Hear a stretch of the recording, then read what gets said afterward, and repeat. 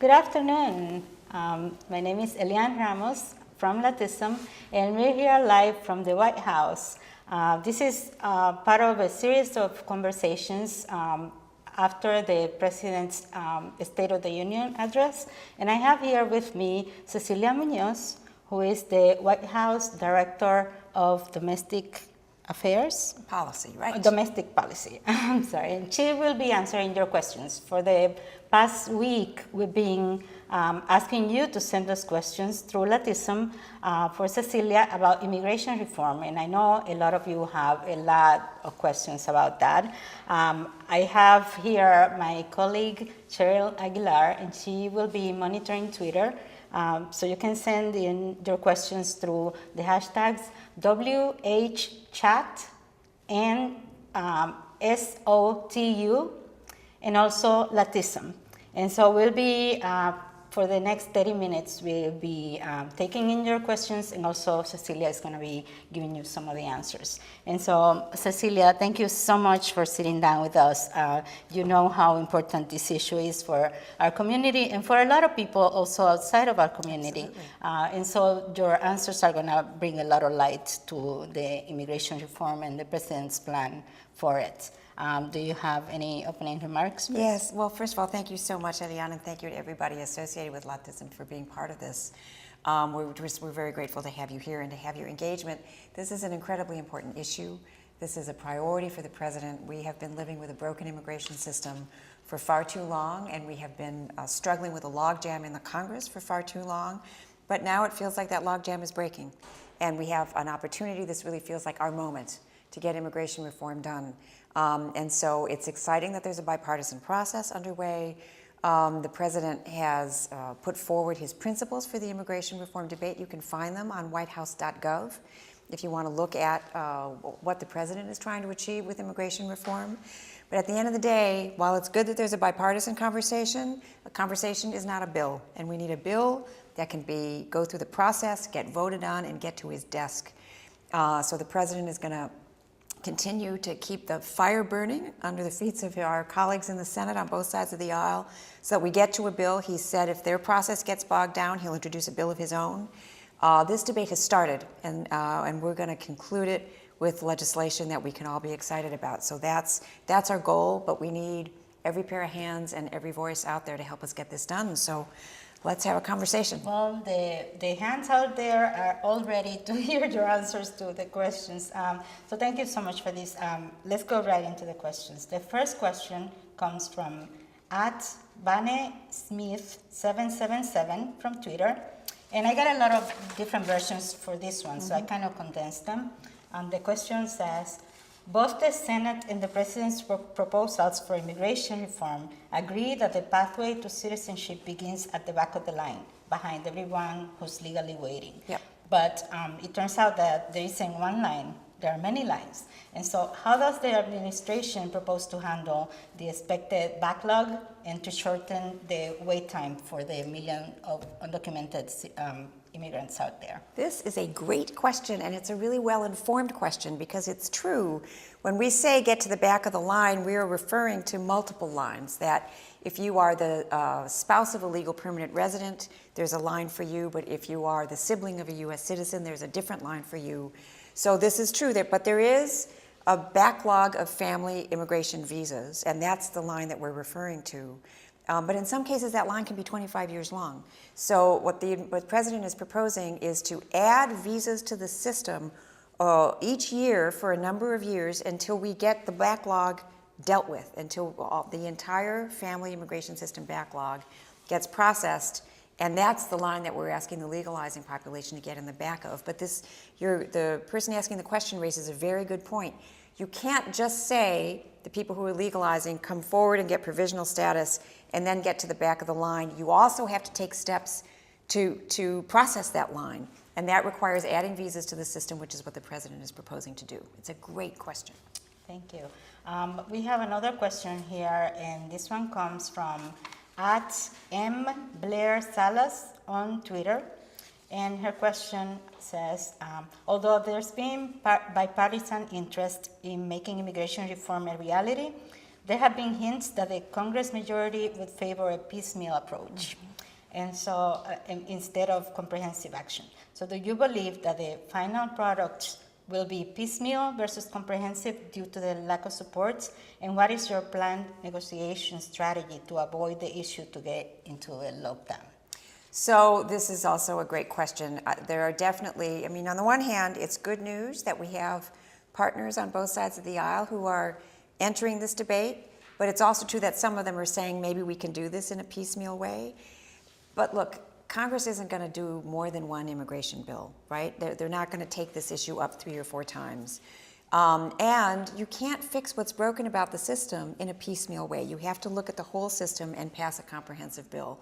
So the president's going to insist that this be dealt with in a comprehensive way, because our goal here is not to just pass something with the name immigration on it so that everybody can say we've done that and get it behind them. Our goal is to actually fix what's broken about the system. And in order to do that, we have to pass a bill, and it has to be a comprehensive bill. So a piecemeal approach here isn't going to work. And frankly, a piecemeal approach is unlikely to have the votes that it needs. We have to do this in a way which deals with enforcement, which deals with a pathway to citizenship, and which fixes what's broken about the legal immigration system. And in terms of the strategy, how are you going to go about it to convince the Congress to actually approve something that is humane? Well, so the good news is that the principles that the bipartisan group in the Senate put forward, by and large, they're not 100% consistent, but they're largely consistent with what the president put forward. So that's a good sign. And frankly, the architecture of what we need in a comprehensive immigration reform is already well known. A bill passed the Senate in a bipartisan way in 2006. We know what needs to be in an immigration reform bill to fix the system. So the president's view is, and what he has said to the senators who were negotiating a bill is, you don't need to spend a lot of time on the substance and on the technicalities of this. We all know what needs to get done. You just have to make whatever political decisions you need to make to get on board with a proposal, and let's get on with it. So that's how the president is applying pressure, and we're feeling pretty confident this is going to be a comprehensive approach. Great, great. We're now going to take a question from the hashtag WHChat, and the question comes from, who can we take this one? The question is, what do you think will be the timeline for passing reform? Well, it better be quick, and that's the president's view. And he also made that clear. He gave a speech in Las Vegas about 3 weeks ago, and he made it very clear that, again, because we don't have to make a lot of policy decisions, we know what the policy is. So what he said is, if this Senate process gets bogged down, I'm going to give them some room to reach an agreement, but I'm not going to give them till forever. So if this process gets bogged down, I'm going to actually introduce a bill of my own and ask the Senate to vote on it.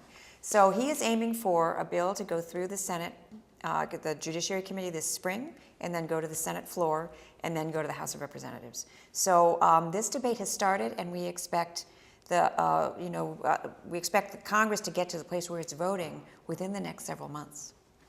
That's great. I have another question here that is related to the work visas and the STEM diplomas. So with the new focus on STEM, will professional work visa numbers, but not necessarily in the STEM field, also be bumped up? And are there any provisions that focus on low-skilled workers? Yes, another great question. So STEM visas refers to visas for people in science, technology, engineering, and math. And what the way the president describes it is, it makes no sense for us to be training people from all over the world at our first-class universities and then not giving them the ability to stay and work or start companies in the U.S. We end up forcing them to leave, where they end up working for our competition or becoming our competition. So one of the provisions that we've talked about is providing access to visas for people getting master's degrees or PhDs in STEM fields. But in addition to that, we have to update the employment-based legal immigration system and the family-based legal immigration system. They haven't been updated since 1991, and they need structural changes and they need additional visas. So we are talking about reforming that system as well as adding visas for STEM fields. Okay, and what about for the low-skilled workers? Well, so that is a piece of the debate that the Senate is talking about. The president didn't put forward a proposal for, this is sometimes referred to as the future flow of workers that might come in the future. But we know that the Senate is talking about, and importantly, the labor movement and the business community are also talking with each other about what kind of program might make sense to bring in low-skilled workers in the future. So the administration's view is that we have been creating space for those folks to try to reach an agreement in the hopes that that can then be part of legislation. Awesome, and thank you so much to follow the lead for sending in that question. We have another question now from the public out in the WH chat hashtag. What do you think will be, no, we have that one already. Pass me the other one, please. Thank you. This one is from Manny Velasquez Paredes, and his question is, I would like to know if there would be any policies to protect LGBT and their partners, spouses under proposed guidelines. So the president's position on this is very clear, that LGBT families should be treated as families under our immigration reform laws. That's part of the principles that he put forward 3 weeks ago in Las Vegas. So the president's position on this is very clear. Having said that, this issue is going to get debated in the Senate. And so folks who care about this issue need to be ready for that debate. I expect that there will be votes on it, and we'll have to make sure that we're ready for that conversation. Okay. The next question comes from a couple of people. One is Hilda Ramirez and Lawrence Pedrosa, and it's a combined question, so bear with me. What path would the Dreamers and farm workers have to take for citizenship, since they are supposed to be on the fast track? That's one. And will the new proposed immigration reform measures replace the recently enacted deferred action? So let me start with the second one and then go to the first one. So deferred action is not a new law. Deferred action is an exercise of Secretary Napolitano's enforcement authority. What she's essentially said is people who fit the description that she put forward are not our high priorities for enforcement, and so they can come forward and ask for deferred action, which means deferring their enforcement action, and they can ask for work authorization, and that will be good for 2 years at a time, and people can renew it. So that's not permanent. It's not a pathway to citizenship. And presumably some future administration could decide not to renew it at some point. So those folks are still in need of a permanent solution. So in the proposals for a pathway to citizenship that the president has put forward, he contemplates that those folks, the Dreamers, are part of the 11 million. Farm workers are part of the 11 million. And so those folks would be able to come forward like everybody else to get on a pathway to citizenship. He is also proposing an expedited pathway for Dreamers if they enlist in the military or go to college for 2 years, which is similar to the provisions of the DREAM Act itself. So we're trying to replicate the DREAM Act as part of this overall position. But as the Dreamers themselves have put forward, this is, of course, about the DREAM Act and about that population, but it's also about everybody else. And the Dreamers have been really eloquent in saying, yeah, we want a permanent pathway to citizenship, but we also want our parents to have access.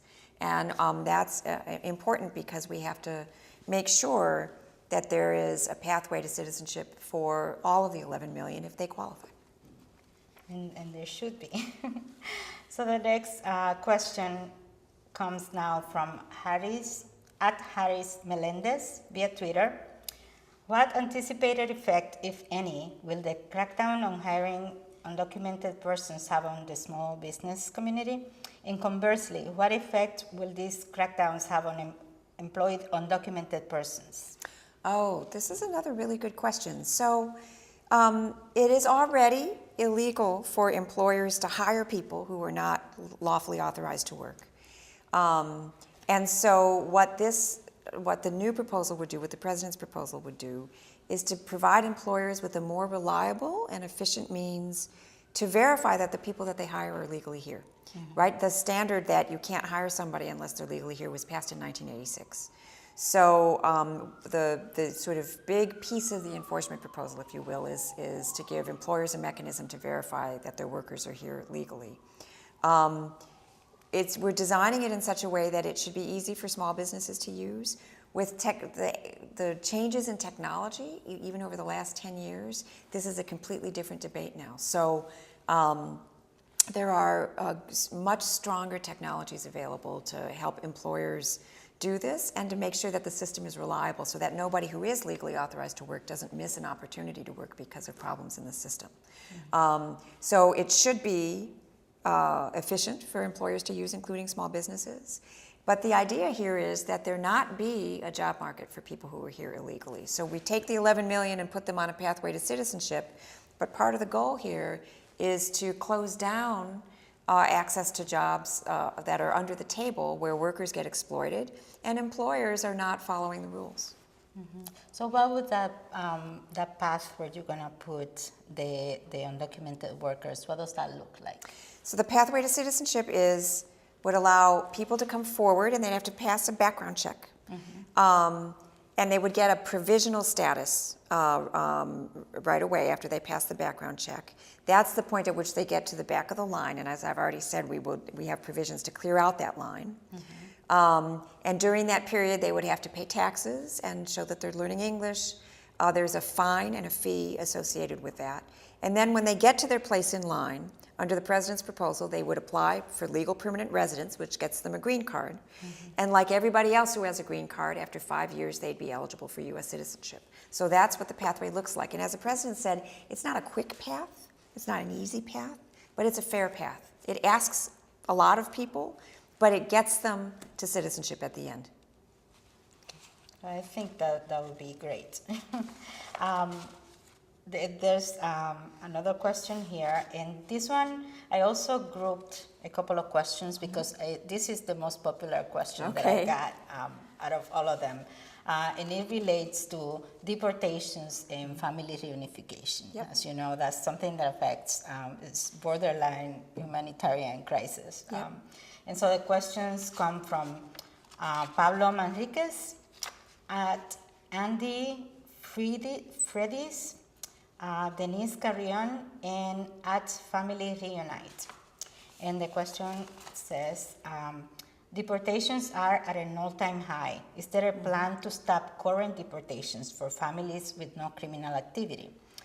How soon after reform is written into law will the deportation stop? How will the president's plan handle current cases of deportation involving children or spouses who are American citizens? So these are great questions, and I get these questions a lot. So yes, this administration does have a vigorous enforcement record. Congress, under the broken set of laws that we have, Congress requires DHS to go after everybody who's deportable, and there are 11 million people who are deportable. Mm-hmm. And Congress, frankly, gives DHS a lot of resources to do that. Mm-hmm. DHS, for its part, under this administration, has for the first time put forward a strategy to prioritize among the 11 million who are their priorities for enforcement and who are not their priorities for enforcement. And the composition of who gets deported every year has changed a lot under these guidelines. But at the end of the day, the solution for the anguish of families who get separated under this broken immigration system is not going to be changes in enforcement policy. It's a bill. It's a piece of legislation. Because the thing which will lift from people the fear of deportation, the fear of having their families separated, is becoming legal residents, is getting on that path to citizenship. And so the solution here isn't going to be through changes in enforcement policy. It's going to be through legislation. And we have a chance to get that done in the near future, which is one of many reasons that it's so important. So the qualifications for legalization are going to be that folks are on, don't have criminal records, and are able to support themselves and other things. And folks who come forward to apply for legalization will be able to do it within a reasonable period after the law is passed. And once they come forward and get provisional status, they won't be subject to deportation unless they commit a crime of some kind. Okay, that's a great answer, and I hope that it answered the doubts that people have out there, because that is one of the most common questions that I got. I want to remind everyone to please send in their questions through #WHChat.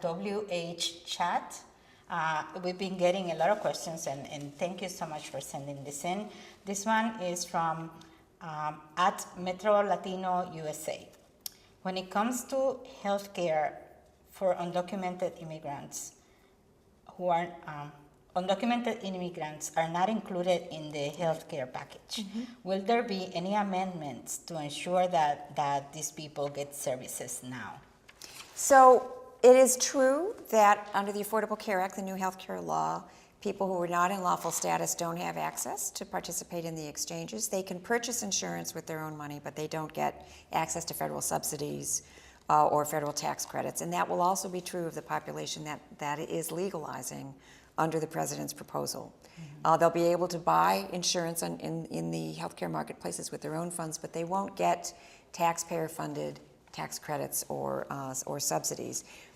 Healthcare is available also at community health centers to anyone, and this administration has also dramatically increased the resources for community health centers, knowing that there's going to be some portion of the population which isn't going to be eligible for coverage under the Affordable Care Act, at least for a while.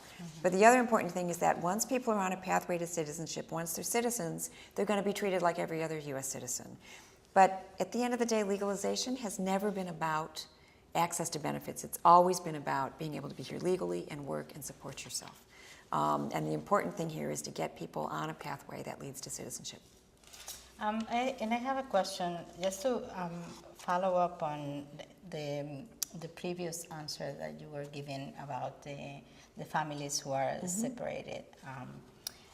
What is the plan for dealing with the children who are who have been separated from their parents at this point? So it's hard to give a general answer because each case is different. If there's a child who's been separated from a parent because the parent committed a felony and that was the reason that they were deported, there isn't going to be a lot that we can do.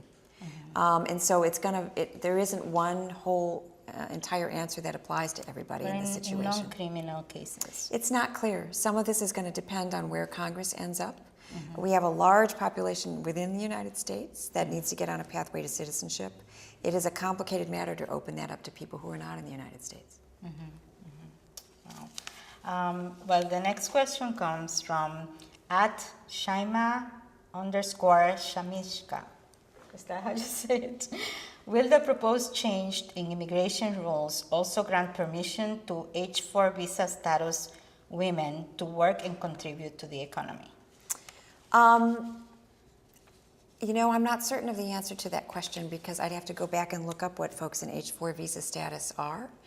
I suspect the answer to this is yes, but I would have to go back and double check that. I think this refers to folks who come in as spouses, so that their spouse comes in on a work visa and they come in on a visa that allows them to be here but not work. And if that is what an H-4 visa is, and I'd have to look it up, then the answer to that is yes. Okay, and is there anywhere where people can look up this kind of information? Well, so we have principles right now that are on the White House website. They're fairly detailed, but they're not as detailed as a piece of legislation. If we get to the point where the president is introducing a bill, then all of that is going to be spelled out in that legislation. We are hopeful that the bipartisan process in the Senate will produce a bill, but one way or another, within the next month to 2 months, all of this information will be available, either because the Senate has produced a bill or because we have. Okay, I have one last question here. How are we doing with time? We got a thumbs up. Okay, the last question that I'm going to have, and we are about to wrap the session up. What can we as a community do better to advocate for comprehensive immigration reform in the months ahead? And this one comes from at Tony H.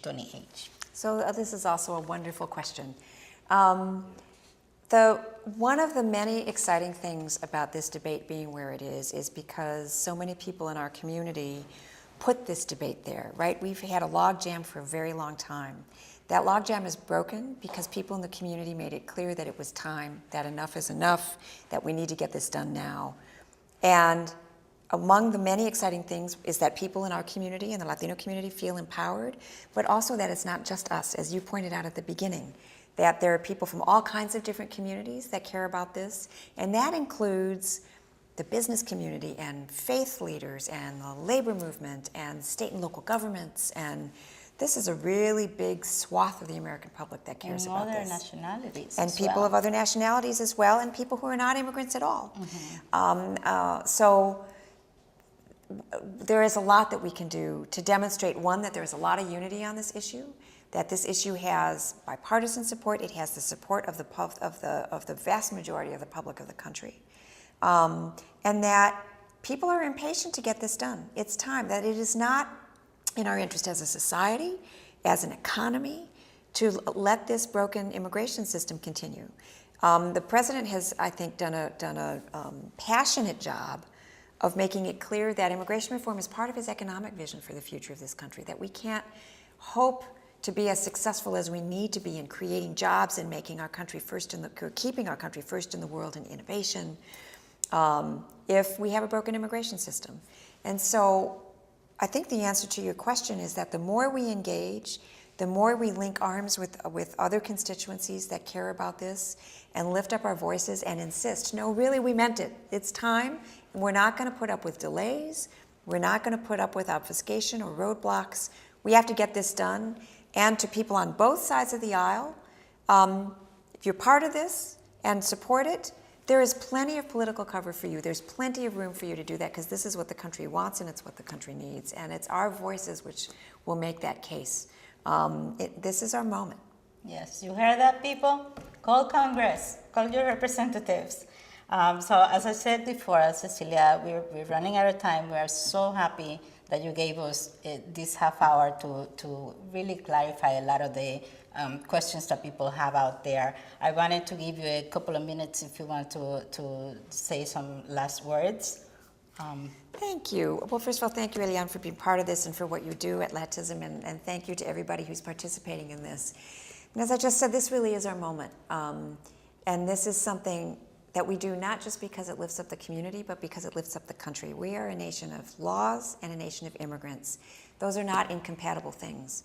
And it's not just that we honor our past as a nation of immigrants by getting this right. This is really honoring our future and what we all bring to this country. And the president feels so passionately about this. He's going to insist that we get this done, but it's important to understand that he can't do this by himself. If that were true, if he could do it by himself, it would have been done 4 years ago. He needs us to engage, and he needs us to engage our friends, our neighbors, our communities to make sure that we have every pair of hands lifting this issue up until we get it over the finish line. But you can feel the ground shifting, and we have to build on that momentum until we get it done. Yes, we're excited about it. So thank you so much again, and on behalf of immigrants like me, I know that like you, like yourself, I want to commend all of the work that the White House and really bipartisan work that is going on for this, and I think that now we just need to get it done. So Amen. Thank you very much. I want to a couple of reminders before we go. I'd like to thank the White House for inviting us to be here and giving us this platform to speak to Cecilia. And I want to thank everybody who's watching and who's been tweeting and sending in your questions. And especially I want to thank the Latism community for all the support. And I know that you guys are watching, so hello and thank you so much. And if you missed any part of the video, this is going to be posted on the White House website on their whitehouse.gov, and it's going to be also on the Latism blog. I'm going to be tweeting the link in a little bit so that you guys know where to find it. And thank you very much. I'm Eliane Ramos, and we are live from the White House. Ciao.